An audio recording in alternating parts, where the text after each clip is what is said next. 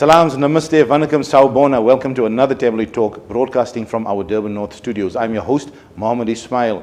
Thank you for the fantastic response to our last show where we featured Natasha Munian of Bash with Tash fame. And if you entered our competition, the winner will be announced soon in a forthcoming show. This week, we have a yummy competition to tantalize your taste buds or burn them away.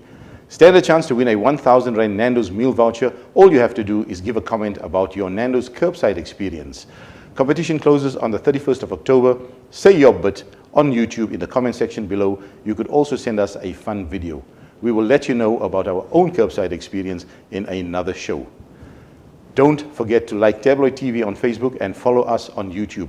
Hit the subscribe button for regular updates and keep on sharing our videos. The news has been pretty much slow this last week, except for the usual protests and the call to stop farm murders.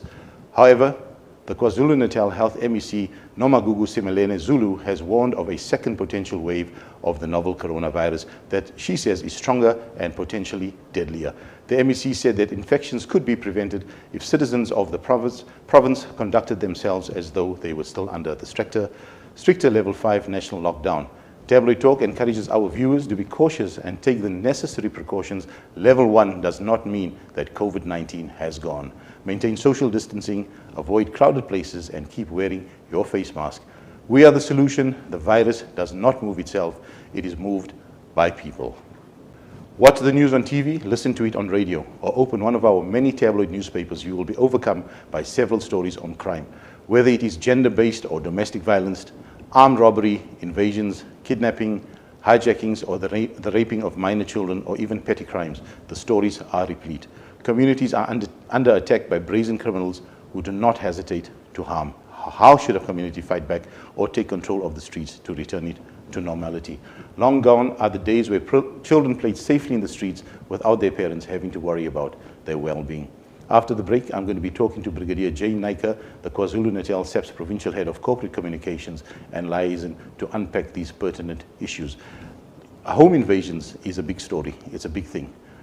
Just last week, yesterday, the day before, we've had several reports coming through to our newspaper about home invasions. What do communities do?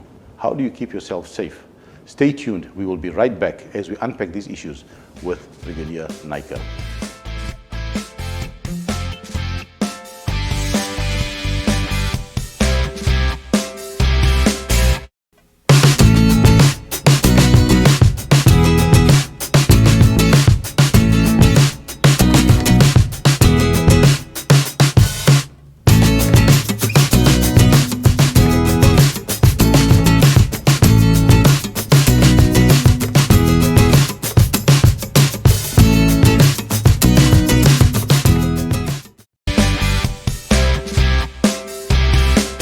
Welcome back to Tabloid Talk with me, Mohammed Ismail, broadcasting from our Durban North studios. Today I am talking to Brigadier Jay Naicker, the Provincial Head of Corporate Communication and Liaison for KwaZulu-Natal Police.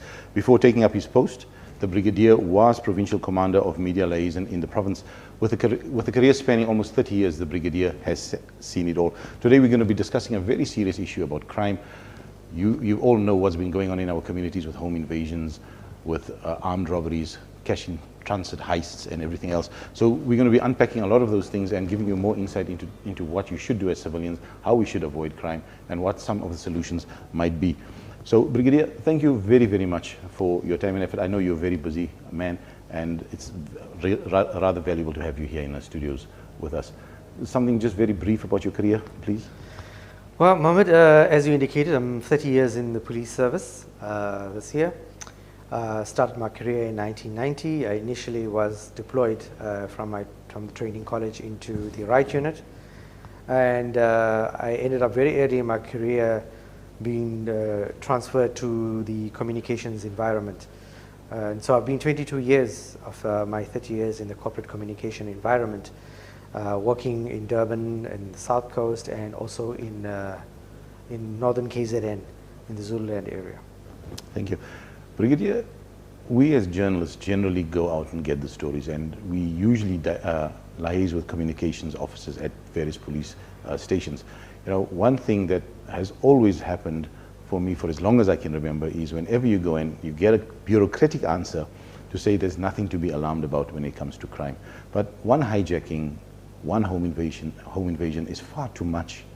So communities are alarmed. Why is it always that a communications officer would tell me as a reporter going into the charge office or wherever it might be, there is nothing to be alarmed about when communities are indeed alarmed? No, true. It's possible that because of police officers knowing the crime situation and the statistics in that area, so they may know that, one random incident. But to the victim of crime, that one incident means a lot. I mean, it's very traumatic to be a victim of crime, whether it's a robbery, a hijacking, or even theft sometimes. People get very upset when something's stolen from them.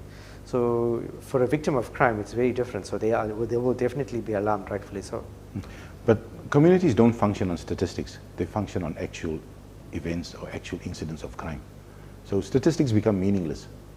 And when we're sitting there and when police say, listen, one hijacking, okay, we're fine, we're not alarmed. But how do we get a community to understand that, and how do we get around that? No, I don't think really we should. The community is correct. As I indicated at the very beginning, if you are a victim of crime, you don't care about the statistics. I mean, you were robbed or something was stolen from you. You're highly upset. You're traumatized. So, like I said, for the police sitting from having a helicopter view of the crime, they may not be alarmed because they know what the crime stats for the area is. But for a member of the community that's robbed, they don't know what the statistics are. So they will be very alarmed if they become a victim of crime. Talking about being alarmed, social media contributes to a lot of information that is being disseminated. When a crime happens, it's already out on social media. So you as a communications officer, we still have to wait for you to get confirmation and that. But how is social media developing in the way of either contributing to information overload, or rather doing a disservice to a community by sort of broadcasting the crime immediately? Does it help the police or does it not? Yeah, that's a difficult one. We also use the community WhatsApp groups where we communicate with the community. A lot of police precincts have those groups, but the challenge becomes outside these groups is where people take information and they distort that information. We find it happening with us also, where you would issue a statement and somebody would take that statement and remove stuff and add things into the statement and circulate it, and then you get members of the community that are alarmed. Unfortunately, there's a lot of false information out there on the social media, and I think it's probably because it's not something anybody has control over at this stage. People broadcasting that, can they be arrested? Can they be charged for something? Yes, definitely. Fake news, we've definitely arrested. There is, we do have the capacity, obviously very limited, so we focus on those very serious cases, but people can be traced and arrested. So people that are doing it, we're just asking them to desist, because you never know when your day is going to come when you're going to get arrested. Brigadier, unless the media is getting it wrong and the community might be reading it wrong, crime seems to have escalated from lockdown level 3. Now we're into lockdown level 1, and it seems that there is an unprecedented increase in the level of crimes. On any given day, I mean, just before you got here, there was a shootout in the Morningside area, home invasion, those kind of things happening. And the crimes are many. People are complaining. Has crime really increased, or is it perceptual? Look, I think people are comparing the current crime situation now with the crime situation when there was a lockdown. When there was a total lockdown, remember, people were not moving. Criminals were also not moving. We had freed up a lot of police resources that ordinarily would have been used for other things that were not happening. For example, events in Tekwini, events take up a lot. Protest marches that were taking place, those mafia forums that go around disturbing businesses. We have a lot of deployments just to take care of. So we had all those extra deployments, especially in the Durban region, that were on the streets. So crime was basically non-existent at that stage. And obviously as the lockdown eased and people were allowed to move around, so did criminals also move around. But currently, from what we see, as I said, we have a helicopter view of the crime situation. The crime levels currently now are still much lower than what it was this time last year. But like I said, when people are just comparing themselves, comparing to a few months ago when there was a total lockdown, and there was no crime, and all of a sudden now they're seeing a resurgence of crime. Brigadier, contributing factors to crime, contributing factors to the upsurge. What might be some of those factors? Now look, there'll be a lot of experts who will tell you what crime analysts who look into the contributing factors.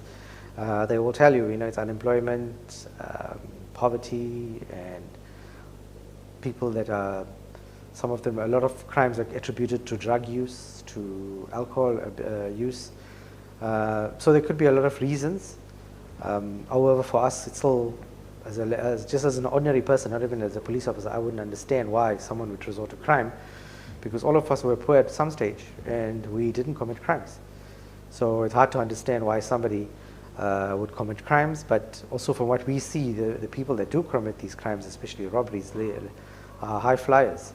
So they want to live lavish lifestyles and want to rob ordinary citizens in the process, so they can live those lavish lifestyles. We do know that a lot of criminals do support extended families and friends also with the proceeds of crime, but still it's not an excuse for people to commit crime. Would we say crime is an organized business? Well, definitely. Your ordinary home evasions, just take one thing, just not even the business robberies. They don't just randomly rob people. Maybe there's an odd case where they would see, the door is open and there's nobody around, and they would jump over the fence and get in and rob somebody. But they're very organized. They get information beforehand. They know exactly what you have in your house. They know where everything is, and they're in and out very quickly.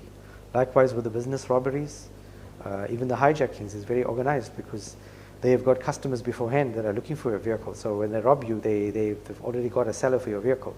So criminals are generally very organized. Not a lot of the crimes, in my opinion, is just random. Gender-based violence, that's a very sore point for us as South Africans.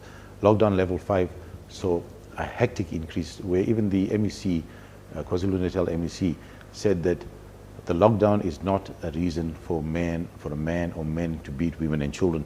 It seems to be getting out of hand, and either people are not listening, victims of this particular crime don't know where to go or where to get protection from, or the necessary resources. And is enough being done by the police to stop this crime in its tracks? Look, I think the minister was very vocal about the issue of alcohol being one of the major contributors for these type of crimes. And we saw during the lockdown, the gender-based crimes went down, and then when the lockdown was eased and alcohol became available, it increased again.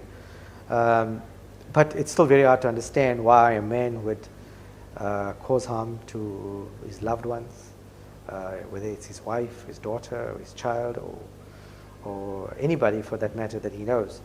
But if we're working with social development, because I think there needs to be a change. And unfortunately, there's a lot of people that are also coming on board trying to change these mindsets of men who think that women are just there for them to abuse and use and abuse as they please. But that needs to start, and unfortunately, it's the parents that are setting their bad example, because if a boy child grows up seeing his father abusing his mother, he's going to become an abuser, because he's going to think that's what a man should do. So it's going to be that vicious cycle. So we need to be the change. We need to set an example for our children and for the future of this country. But it's more of a sort of it's become a cultural mindset for this abuse to be meted out. And I would, to a point, also disagree that it's not necessarily alcohol that's contributing to this. So it's more multifactorial, I would think, because I've seen some terrible cases in the last few months happening. So it's probably multifactorial. Would you say that, and not so much alcohol? It is also other factors, but in most of these cases, when we attend to it, you would find that the accused is under the influence of alcohol. So it does play a role. But yes, as I said, we need to be the change, and there's a lot of people speaking out about it. But it seems like the men in this province, especially, are taking a long time to change their attitudes, and, like I say, set an example for the younger generation. In so much as that we having said that victims of these crimes and other crimes, they're not reporting this. And the reasons, I think, why they're not reporting it is because they would say we will continue becoming victims of crime, and they fear reprisals. The impact is dire. How do we change that culture of not reporting crimes, especially when it comes to gender-based violence and domestic violence? It's very, very important, and As I said, sometimes we'll find that eventually a woman has to die, and then you will find out that this woman has been the subject of abuse for years, 5, 6, 10 years sometimes. And you'd go back and see that cases were opened and they withdraw the cases. The police ends up with a lot of civil claims because the husband's abusing the wife and assaulting the wife. They go there, they find the woman badly assaulted, they arrest the husband. The next morning the wife is at the police station and withdrawing the case. Then the man turns around and sues the police for unlawful arrest and things like that.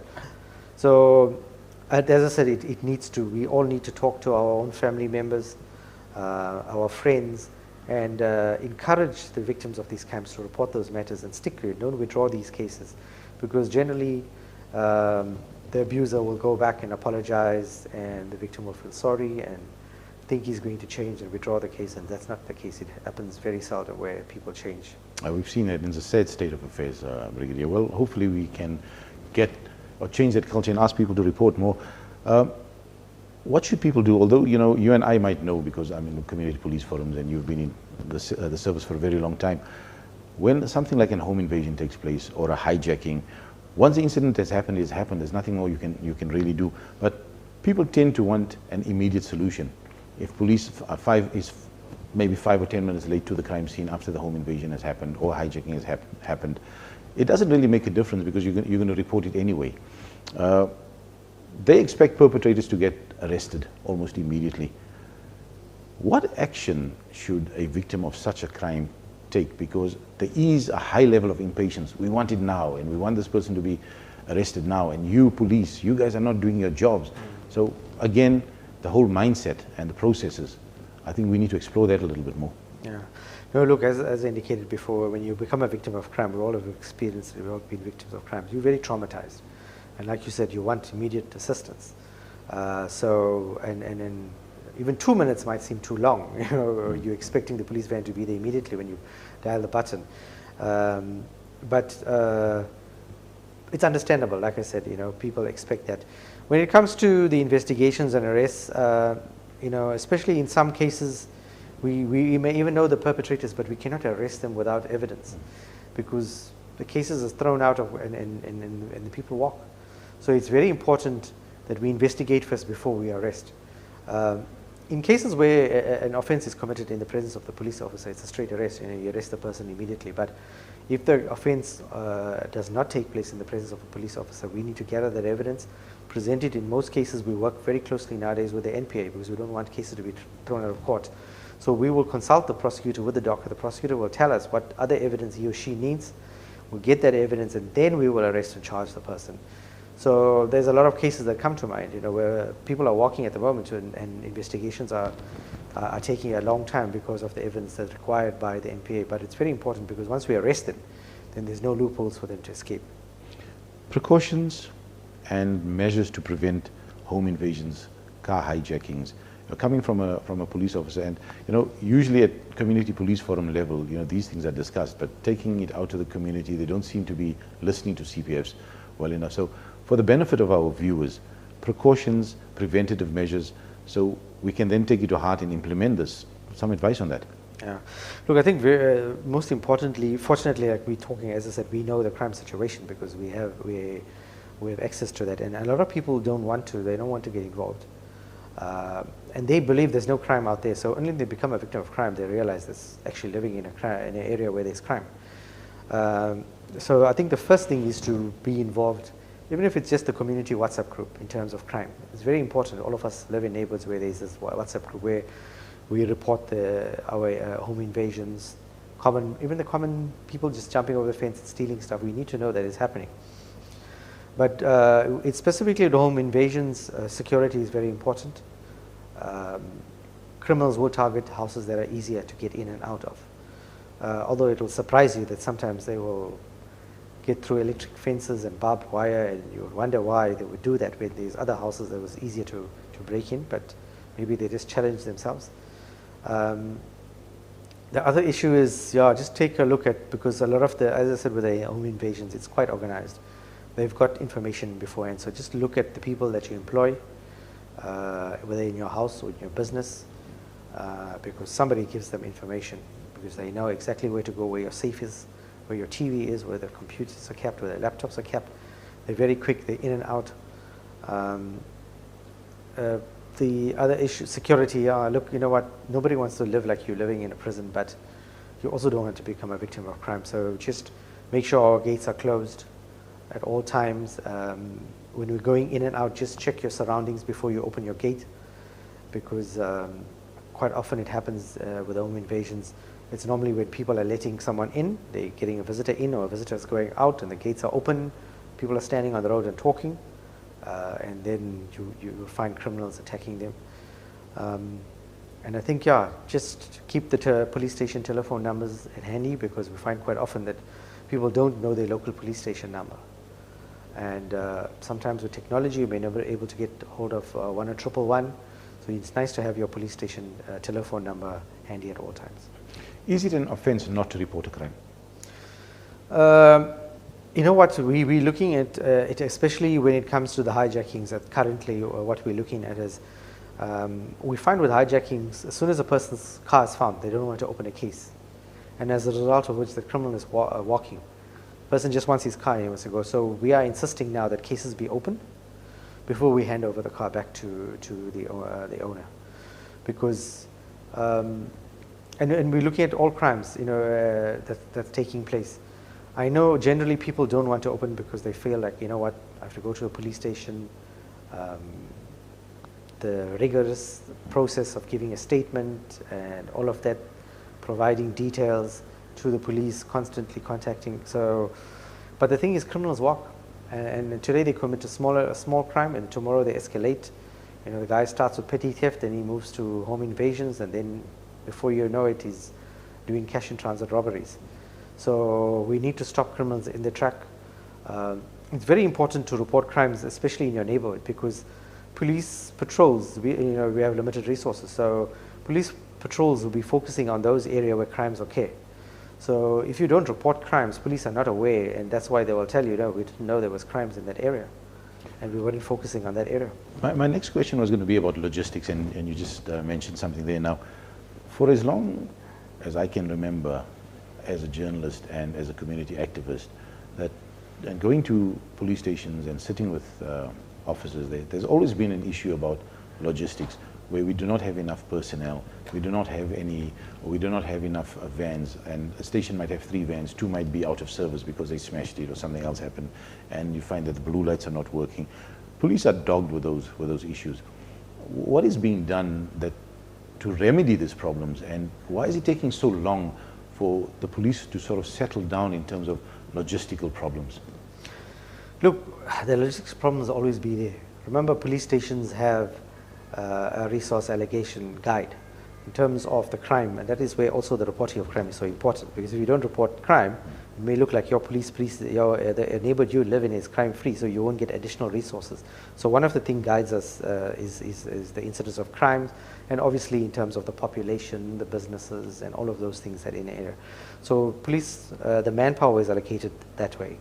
So for instance, take for example, a police station will have 300 policemen. But at any given time, there will be policemen that are on leave. There will be those that are sick, those that are injured, some that are going on retirement. And so they'll never always have that. So by the time they replace those people that leave the service, it will take time.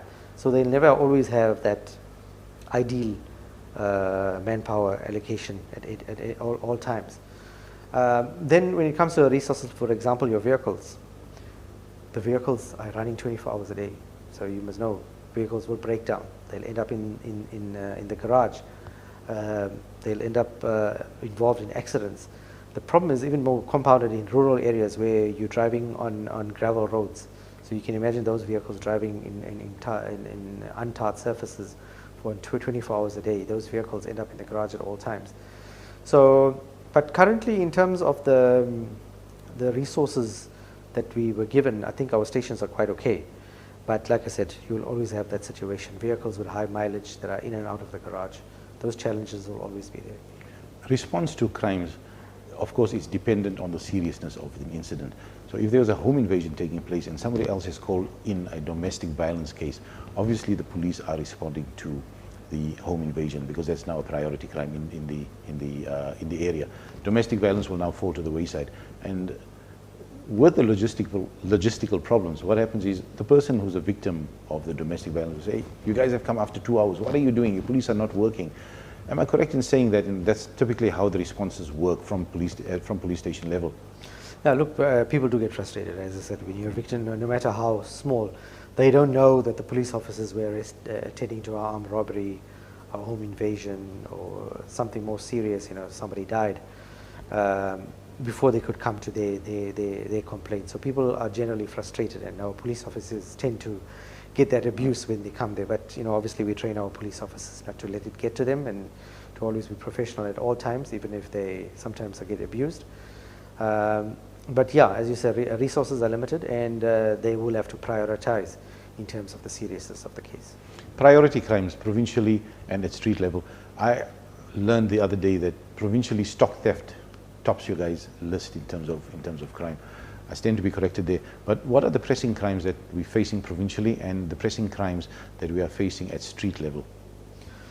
Our challenges in KZN is the murders. KZN is known as the murder capital.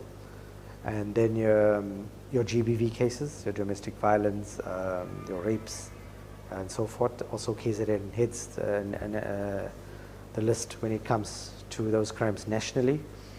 Robberies still remain a concern for us, and that includes your trio crimes, which is your business robberies, your house robberies, and hijackings. Stock theft, also KZN is one of those provinces that have a challenge. Then your assaults.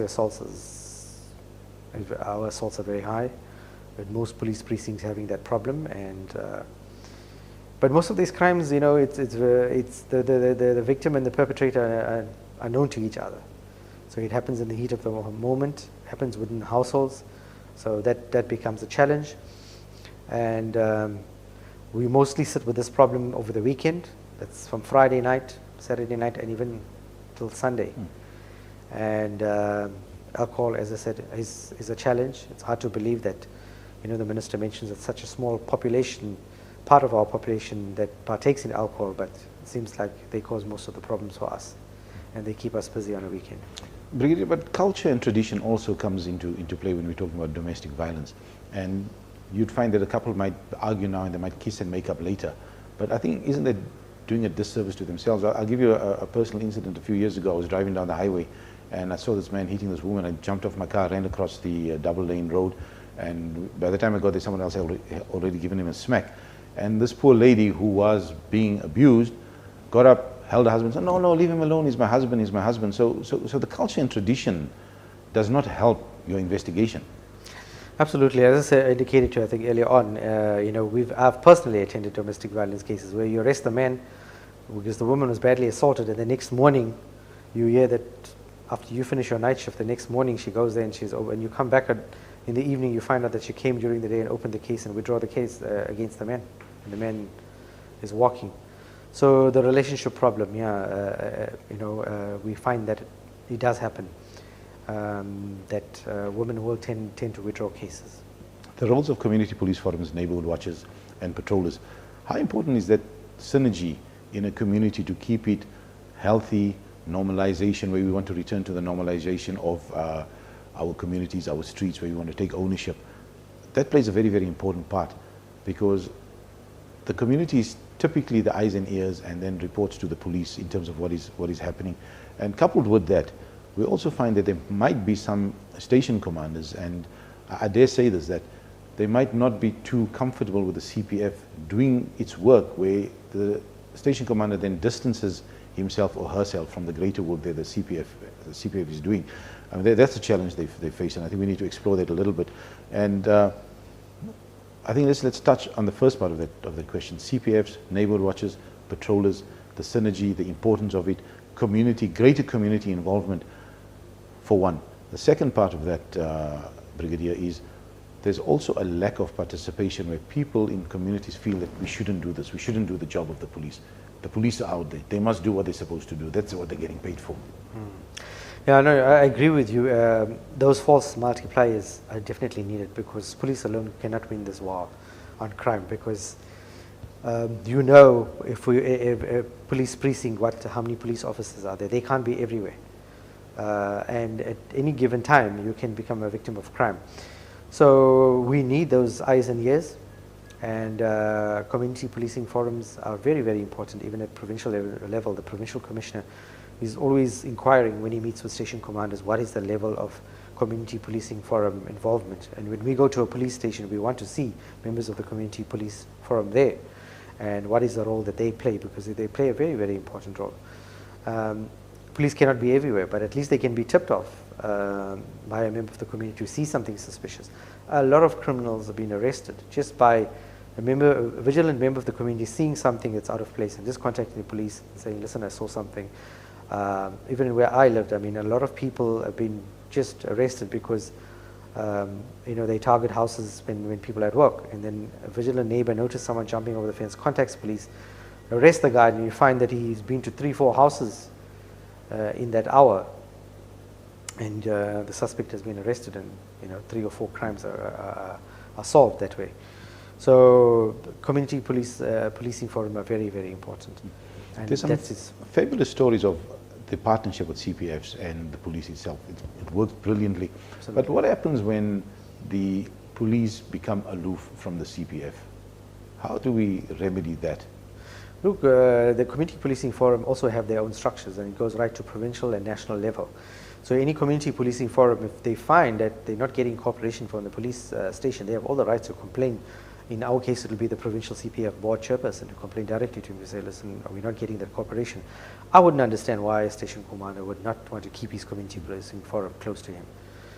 It would not make any sense. Absolutely not, but there have been some cases, and it's a fabulous partnership, and we should work on that. When you go to the police station and you report a crime, when you go to the customer service center, and we've had complaints, we've heard of these things here, as reporters and journalists. Yes. I go and report a crime, you find that police personnel are rude, they don't want to take your statement, they say, no, this case, you don't have to report it, doesn't need to be reported. Public relations or human skills are lacking. Is that being remedied? And when we find these problems coming to the fore, who does it get reported to, apart from the station commander who might or might not deal with it? People, or rather ranks beyond that.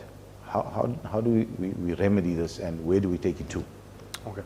Look, it always starts with the station commander, and so what we've done in every police station, you will find there is it'll either be a poster or a board where the station commander's telephone numbers, he's a visible policing head, support head, all of the heads at the station, their telephone numbers are available at the CSC.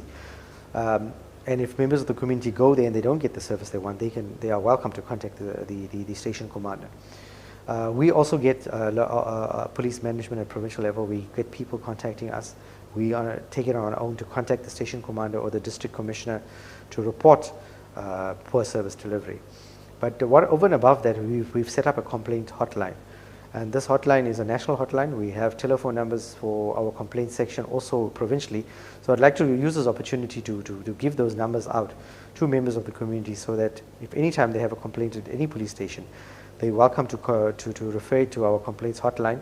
These complaints get registered, they get investigated, and feedback is given to the community. So it's not something that can be just swept under the carpet.